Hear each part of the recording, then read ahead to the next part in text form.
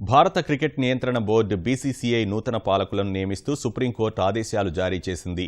మాజీ కాగ్ వినోద్ రాయ్ నేతృత్వంలో పనిచేసేలా చరిత్రకారుడు రామచంద్ర గుహ, ఐడీఎఫ్సీ ఎండీ విక్రమ్ లిమాయేతో పాటు మహిళల క్రికెట్ జట్టు మాజీ కెప్టెన్ డయానా ఎడుల్జీని బీసీసీఐ పాలకులుగా నియమించింది. ఇక నుంచి ఆటంకాలు లేకుండా క్రికెట్ బోర్డు రోజువారీ కార్యక్రమాల నిర్వహణ, లోధా కమిటీ సిఫార్సులు సజావుగా అమలయ్యేలా చూసే బాధ్యత వీరిపై ఉంటుంది. లోధా కమిటీ సిఫార్సుల అమల్లో నిర్లక్ష్యంపై ఆగ్రహిస్తూ గతంలోనే బీసీసీఐ అధ్యక్షుడు అనురాగ్ ఠాకూర్, కార్యదర్శి అజయ్ షిర్కేలపై వేటు వేసిన అత్యున్నత న్యాయస్థానం తాజాగా కొత్త పాలకులను నియమించింది. సభ్యుడిగా క్రీడా శాఖ కార్యదర్శిని నియమించాలన్న కేంద్రం అభ్యర్థనను సర్వోన్నత న్యాయస్థానం తిరస్కరించడం గమనార్హం.